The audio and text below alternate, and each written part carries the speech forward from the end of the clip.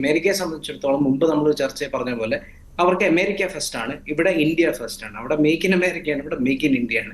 ഇങ്ങനെയുള്ള പ്രിൻസിപ്പിൾസിന്റെ ക്ലാഷ് തീർച്ചയായിട്ടും വരും.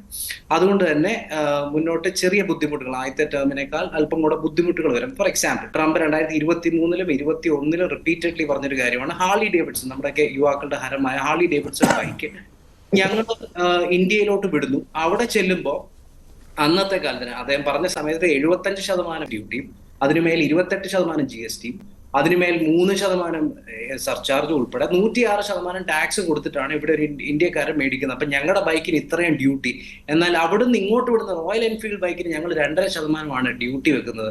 അതെന്ത് ന്യായമാണ്? അത് പറഞ്ഞതിന് ശേഷം രസകരമായ കാര്യം എന്ന് വെച്ചാൽ നരേന്ദ്രമോദി എനിക്കൊന്ന് റേറ്റ് കുറച്ചു. 800cc മേളിലുള്ളതിനെ 75%-ന് 50%-ലോട്ട് താത്തി.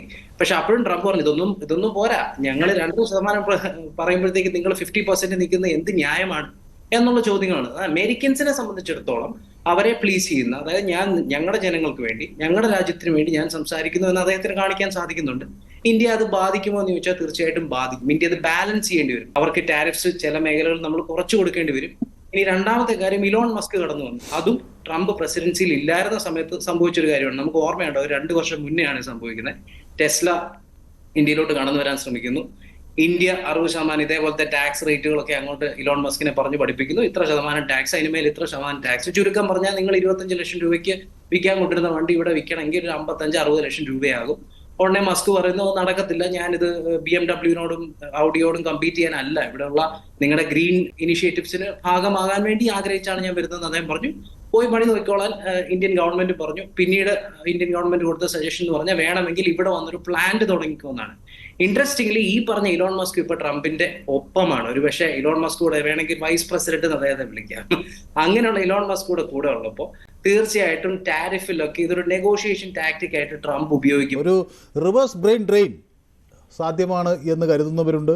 ഇന്ത്യൻ IT മേഖലയ്ക്ക് ഒരുപക്ഷെ ഈ ട്രംപ് നിലപാട് കൂടുതൽ കരുത്താകും എന്ന് കരുതുന്നവരുണ്ട്. അങ്ങനെയൊക്കെ ഈ ഒരു അത്ര ഗുണകരമല്ലാത്തൊരു സാഹചര്യത്തിലും അതിൻ്റെ പരിണിത ഫലങ്ങൾ നമുക്ക് കുറെ കൂടി ആവേശം പകരുന്നതാകും എന്നൊക്കെ വിശ്വസിക്കാനുള്ള സാധ്യത ശ്രീ നിർമ്മൽ അബ്രഹാം എങ്ങനെയാണ് നോക്കിക്കാണുന്നത്?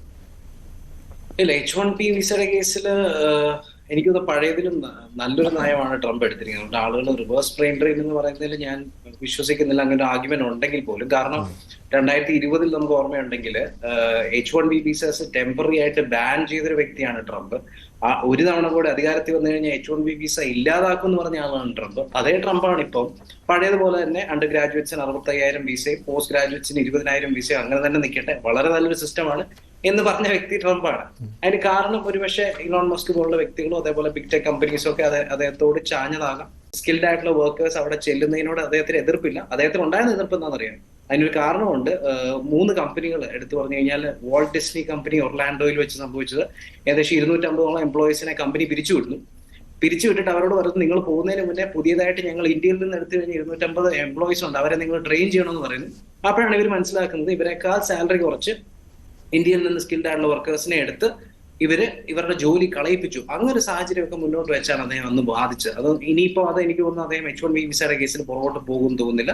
നല്ലൊരു തീരുമാനമാണ്. പിന്നെ 1-2 കാര്യങ്ങളിൽ ഞാൻ ജസ്റ്റ് ട്രംപിനെ അനുകൂലിച്ചുകൂടെ പറയാം. എനിക്ക് ഈ ചർച്ച ത്രൂ ഔട്ട് നമ്മൾ ട്രംപിനെ അങ്ങ് അറ്റാക്ക് ചെയ്യുമായിരുന്നു. 1-2 കാര്യങ്ങൾ റിപ്പബ്ലിക്കൻ പ്രസിഡൻസിന്റെ കേസിൽ നമ്മളിപ്പോ നേരത്തെ പറഞ്ഞു, റിപ്പബ്ലിക്കൻ പ്രസിഡൻസ് അധികം ഇന്ത്യയെ സപ്പോർട്ട് ചെയ്തിട്ടില്ല, ഇന്ത്യ ഇഷ്ടപ്പെട്ടിട്ടില്ല. പക്ഷെ 1-2 കാര്യങ്ങൾ എടുത്ത് നോക്കിക്കഴിഞ്ഞു കഴിഞ്ഞാൽ ചൈനയോടുള്ള എതിർപ്പ് ചൈനയ്ക്കെതിരെ ശക്തമായ നിലപാട് സ്വീകരിച്ചത് റിപ്പബ്ലിക്കൻ പ്രസിഡൻസ് ആണ്. ട്രംപ് പ്രത്യേകിച്ച് ടെററിസത്തിനെതിരെ ശക്തമായ നിലപാടെടുത്ത റിപ്പബ്ലിക്കൻ പ്രസിഡൻസ് ആണ്. അതേപോലെ ഈ പറയുന്ന H1B വിസ കൊണ്ടുവന്നത് ഒരു റിപ്പബ്ലിക്കൻ പ്രസിഡന്റ് ആണ്, ജോർജ് ബുഷ് സീനിയർ ആണ്. 1991 അദ്ദേഹമാണ് ഇത് കൊണ്ടുവന്നത്. അതിന്റെ ബെനിഫിഷ്യറിയാണ് ഇന്ത്യ ഉൾപ്പെടെയുള്ള രാജ്യങ്ങൾ. അതേപോലെ ക്വാഡിന്റെ കേസ് നേരത്തെ എടുത്തു പറഞ്ഞു. ക്വാഡ് കൊണ്ടുവന്നത് ഒരു റിപ്പബ്ലിക്കൻ പ്രസിഡന്റ് ആണ്. അന്ന് ജോർജ് ബുഷിന്റെ കീഴിൽ ലിസ് ചെയിനി വൈസ് പ്രസിഡന്റ് ആയിരുന്ന സമയത്ത് ആണ് 2007 ക്വാഡ് കൊണ്ടുവന്നത്. 2008 ഒബാമ വന്നതോടെ ക്വാഡ് ശരിക്കും പറഞ്ഞാൽ ഡോമന്റ് ആയി, ഒരു വിധത്തിൽ പറഞ്ഞാൽ ഇല്ലാതായി.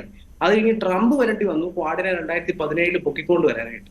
അപ്പൊ അങ്ങനെ നോക്കുമ്പോൾ റിപ്പബ്ലിക്കൻ പ്രസിഡൻസ് ഇന്ത്യക്ക് അനുകൂലമായിട്ട് ചെയ്തിട്ടുണ്ട്. മാത്രമല്ല ഇപ്പൊ ഏറ്റവും ലേറ്റസ്റ്റ് ആയിട്ടുള്ള ട്രെൻഡ് നോക്കിയാൽ ബൈഡൻ 2021 കയറിയപ്പോൾ ക്വാഡിന്റെ ഒരു മീറ്റിംഗ് അദ്ദേഹം വെക്കാൻ തുനിഞ്ഞത്. അന്ന് ഓൺലൈനായിട്ട് ഏത് സമയത്ത് മീറ്റിംഗ് വെക്കാം, കോവിഡിന്റെ സമയമാണ്. 2-2.5 മാസത്തിന് ശേഷമാണ് അദ്ദേഹം ക്വാഡിന്റെ ഒരു മീറ്റിംഗിലും കൂടിയത്. ട്രംപിനെ നോക്കിയേ, ജാനുവരി 20 ഇനോഗ്രേഷൻ കഴിഞ്ഞ് 21 തന്നെ ക്വാഡിന്റെ മീറ്റിംഗ് അദ്ദേഹം വെച്ചു. അതുകൊണ്ട് ഇന്ത്യയുടെ കേസിൽ നേരത്തെ ടി ശ്രീനിവാസൻ സാർ സൂചിപ്പിച്ച പോലെ ഇന്ത്യയാണോ ചൈനയാണോ ബെറ്റർ എന്ന് ചോദിച്ചു കഴിഞ്ഞാൽ തീർച്ചയായിട്ടും ട്രംപിന് ഏത് ദിവസവും 365 ദിവസത്തിൽ ഏത് ദിവസം എടുത്താലും ഇന്ത്യയാണ് ഭേദം. ആ ഒരു ദാക്ഷിണ്യം അദ്ദേഹത്തെ സംബന്ധിച്ചിടത്തോളം ഇന്ത്യയോട് കാണും. അത് ഇന്ത്യക്ക് ബെനിഫിഷ്യൽ ആയിട്ട് വരികയും ചെയ്യും. അതുകൊണ്ട് ഒരു ട്രേഡ് വാർ ഒക്കെ തുടങ്ങി കഴിഞ്ഞാൽ ചൈനയോട് കാണിക്കുന്ന അതേ സമീപനം ഇന്ത്യയോട് അദ്ദേഹം എടുക്കില്ല. ഇതൊരു നെഗോഷിയേഷൻ ടാക്ടിക്കാണ്. ഇപ്പൊ നേരത്തെ നമ്മൾ പറഞ്ഞു പാനമ കനാലിന്റെ കേസും ഗ്രീൻലൻഡിന്റെ കേസും കാനഡ ഒരു സംസ്ഥാനമായിക്കും എന്നൊക്കെ അദ്ദേഹം പറയുന്നത് വെറും വിടുവായാണെന്ന് എനിക്ക് തോന്നുന്നില്ല. അദ്ദേഹം ഒരു ബിസിനസ്സുകാരനാണ്. അദ്ദേഹത്തിന്റെ ഒരു നെഗോഷിയേഷൻ ടാക്ടിക്കാണ്. അതുകൊണ്ടാണ് നേരത്തെ ഹാർലി ഡേവിഡ്സന്റെ കേസ് പറഞ്ഞപ്പോൾ മോദി 75% 50% പറയാതെ തന്നെ കുറച്ചു. അതൊരു നെഗോഷിയേഷൻ ടാക്ടിക്കാണ്. കാരണം നാളെ അദ്ദേഹം വന്നു കഴിഞ്ഞാൽ എന്ത് ചെയ്യുന്നത് മോദിക്ക് തീർച്ചയായിട്ടും ഒരു ഭയം ഉണ്ടായി കാണണം. ഗ്രീൻലൻഡിന്റെ കേസിലും പാനമ കനാലിന്റെ കേസിലും കാനഡയുടെ കേസിലും അദ്ദേഹം ശ്രമിക്കുന്നതാണ്. ഗ്രീൻലൻഡിന്റെ കേസിൽ ഒരു പക്ഷേ ഒരിക്കലും അദ്ദേഹം ഗ്രീൻലൻഡിനെ എടുക്കാൻ നോക്കില്ല. പകരം ഇത് പറഞ്ഞു വെക്കുന്നത് എന്തിനാണെന്നറിയോ? നാളെ ഒരിക്കൽ ഗ്രീൻലൻഡ് സമ്മതിക്കും, അദ്ദേഹം പറയും ഓക്കെ എനിക്ക് നിങ്ങളെ വേണ്ട, നിങ്ങളെ ഞാൻ ആധികാരികമായിട്ട് എടുക്കാൻ നോക്കത്തില്ല, പക്ഷെ ഒരു 2-3 ശക്തമായ മിലിറ്ററി ബേസോടെ എനിക്ക് അവിടെ തുടങ്ങണം. കാരണം നാളെ റഷ്യയുടെ ഭാഗത്ത് നിന്ന് അറ്റാക്ക് വന്നു കഴിഞ്ഞാൽ എനിക്ക് വേറെ ഓപ്ഷൻ ഇല്ല. അത് നിങ്ങൾ ചെയ്തില്ലെങ്കിൽ ഞാൻ മിലിറ്ററി ഫോഴ്സോടെ നിങ്ങളെ ഏറ്റെടുക്കാൻ ശ്രമിക്കും. ഡെമോക്രാറ്റിക് അല്ല പറയുന്നത്, പക്ഷെ എങ്കിലും ട്രംപിന്റെ നെഗോഷിയേഷൻ ടാക്ടിക് ആയിട്ട് ഇതിനെയൊക്കെ കാണാം. സോ ഇന്ത്യക്ക് ബെനിഫിറ്റ് ഇല്ല എന്ന് ഞാൻ പറയുന്നില്ല. H-1B വിസയുടെ കേസിൽ തീർച്ചയായിട്ടും വ്യത്യസ്തമായ നിലപാടെടുത്തു ഇന്ത്യക്ക് നല്ല കാര്യമാണ്. പിന്നെ ഇല്ലീഗൽ ഇമിഗ്രൻസിന്റെ കേസോട് പറഞ്ഞേക്കാം. നേരത്തെ 7 ലക്ഷത്തോളം അല്ലെ 7.25 ലക്ഷത്തോളം ഇല്ലീഗൽ ഇമിഗ്രൻസ് അവിടെ ഉണ്ട്. അത് 3 തരത്തിലുള്ള ആൾക്കാരെ, മെക്സിക്കോയിലോ എൽ സാൽവഡോറിലെ പോലെയോ വലിഞ്ഞു കയറുന്ന ഇന്ത്യക്കാരുടെ എണ്ണം കമ്പാരിറ്റീവ്ലി കുറവാണ്. കൂടുതലും ഇവിടുന്ന് വിസ എടുത്ത് അവിടെ പോയിട്ട് വിസയുടെ കാലാവധി തീർന്നിട്ടും അവിടെ തങ്ങി കൂടി നിൽക്കുന്ന ആളുകൾ, സ്റ്റുഡന്റ് വിസ എടുത്ത് പോയിട്ട് പഠനം കഴിഞ്ഞിട്ടും അവിടെ തങ്ങി കൂടി ഒളിച്ചു നിൽക്കുന്ന ആളുകൾ, ഇങ്ങനെയുള്ള ആളുകളുണ്ട്. അവർ തിരിച്ചു വരുന്നല്ലാതെ സ്കിൽഡ് ആയിട്ടുള്ള വർക്കേഴ്സിനെ സംബന്ധിച്ചിടത്തോളം ഇന്ത്യക്ക് നെഗറ്റീവായിട്ട് ഒന്നും തന്നെ ഭയക്കേണ്ടതില്ല. എന്നാൽ ടാരിഫിന്റെ കേസിലും ട്രേഡിന്റെ കേസിലും ബൈഡന്റെ സമയത്ത് തന്നെയാണ്. നേരത്തെ ശ്രീ സെബാസ്റ്റ്യൻ പോൾ സൂചിപ്പിച്ച പോലെ ബൈഡന്റെ സമയത്ത് ഇന്ത്യയുടെ ട്രേഡ് നോക്കിക്കഴിഞ്ഞാൽ അമേരിക്കയുടെ ട്രേഡ് ഇന്ത്യക്ക് ബൂസ്റ്റഡ് ആയിരുന്നു. സ്റ്റോക്ക് മാർക്കറ്റ് എടുത്ത് നോക്കിയാലും ആ സമയത്ത് ഇന്ത്യക്ക് ഒരുപാട് ഗുണങ്ങളുണ്ടായി. പക്ഷെ ഇനിയിപ്പം അമേരിക്കയെ മുൻനിർത്തി ട്രംപിന്റെ പോരാട്ടത്തിൽ ഇന്ത്യയെ നെഗറ്റീവായിട്ട് ബാധിക്കും. അത് ശരിക്കും ഇന്ത്യയോടുള്ള പകയല്ല, അമേരിക്കയെ മുന്നോട്ട് വെക്കുന്നതിന്റെ ഒരു ബൈ പ്രോഡക്റ്റ് ആണ് ഇന്ത്യ സഫർ ചെയ്യേണ്ടി വരുന്നതെന്നാണ് എൻ്റെ ഒരു നിഗമനം. യെസ്, ഞാൻ ശ്രീ ടി ശ്രീനിവാസൻ സാറിലേക്ക് ഒരിക്കൽ കൂടി പോയി വരാം.